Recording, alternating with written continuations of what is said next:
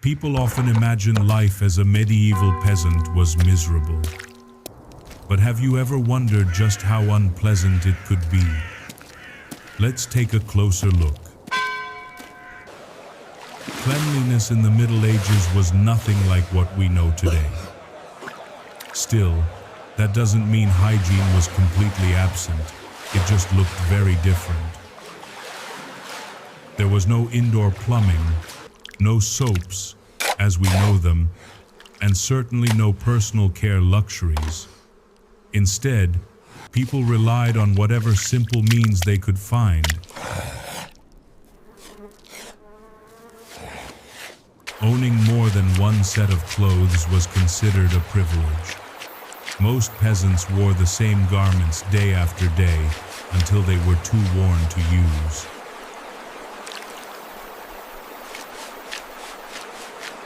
So, if you think life now can get messy, imagine stepping into a medieval village where the air carried the sense of daily life without the modern comforts of cleanliness.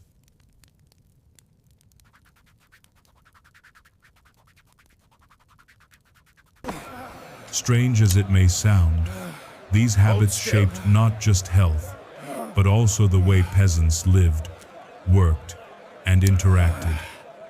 Let's explore the hygiene routines of the medieval world.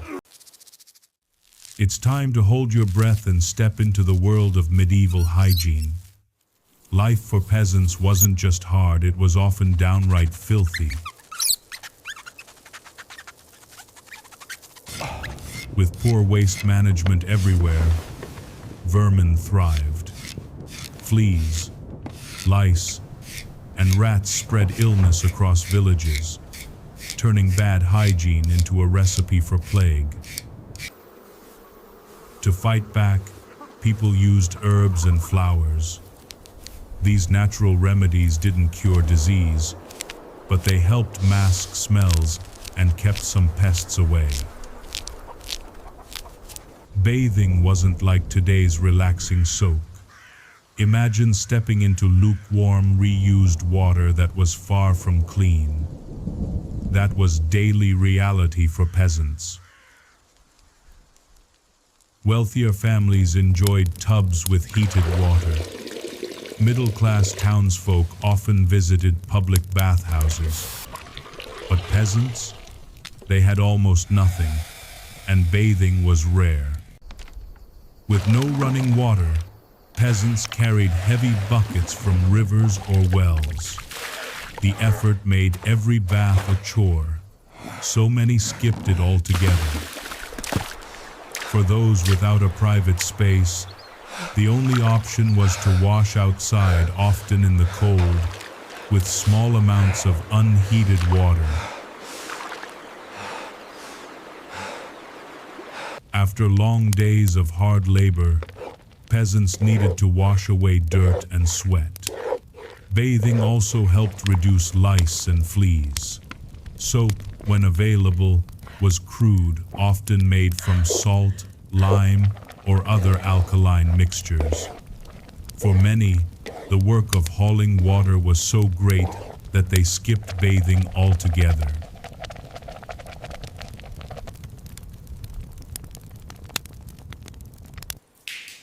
In castles, toilets were simple benches with holes that dropped into cesspits.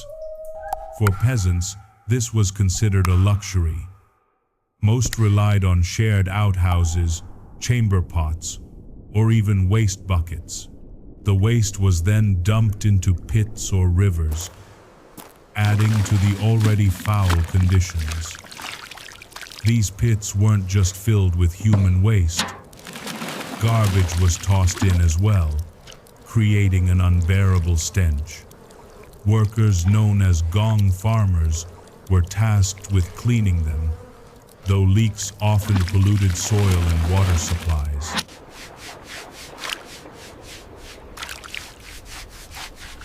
Peasants rarely owned more than one set of clothes. Linen was worn close to the skin, with wool layered on top. Washing clothes was essential to reduce parasites, but not always possible. Some peasants changed garments once a week, washing the other set in rivers with lye soap, rivers often polluted with waste. Parasites were constant companions in medieval life. Fine-toothed combs were invented to catch lice and dirt. People also picked through each other's hair, turning delousing into a strange kind of social activity.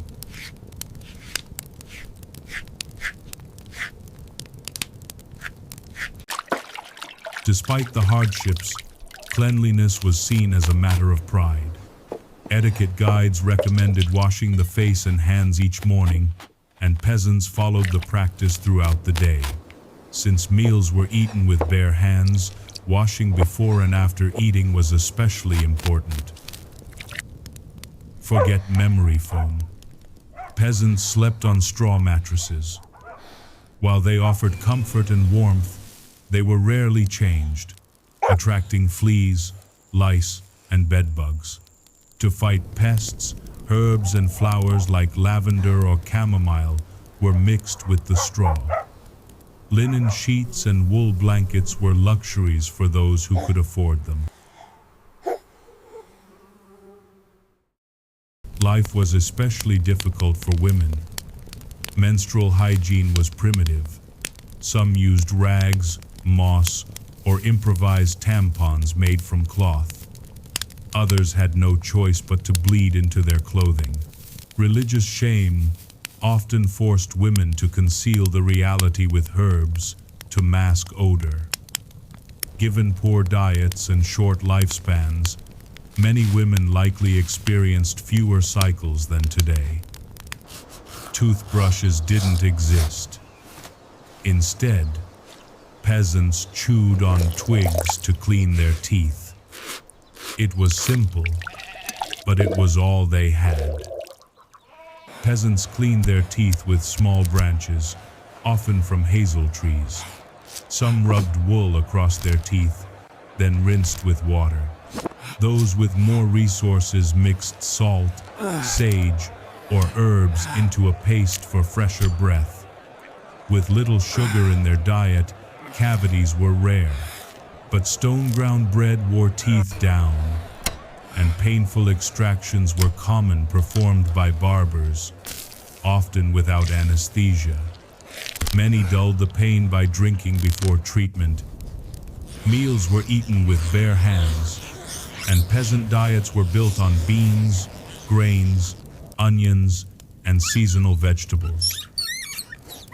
In winter, stored food often spoiled or was infested with vermin.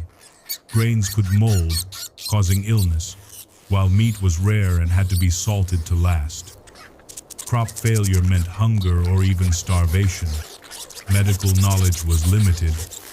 Doctors believed in the theory of humors, linking health to body fluids, seasons, and elements. They thought parasites grew inside people rather than being spread by filth.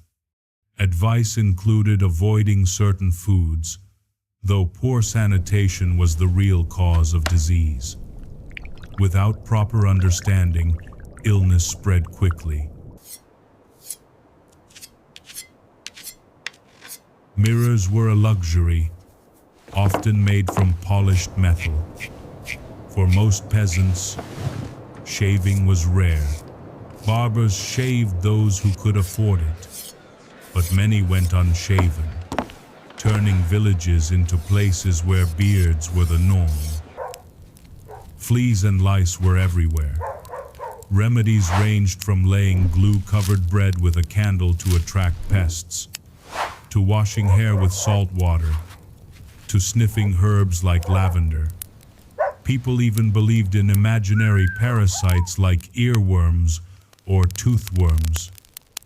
Treatments often caused more harm than good, with bitter herbs leading to sickness and discomfort. Daily life for medieval peasants was a constant battle against filth, disease, and parasites. Yet, even with limited resources, they found ways to keep themselves and their homes as clean as possible. Their struggle for hygiene reminds us how far human health and sanitation have come, and just how difficult survival once was.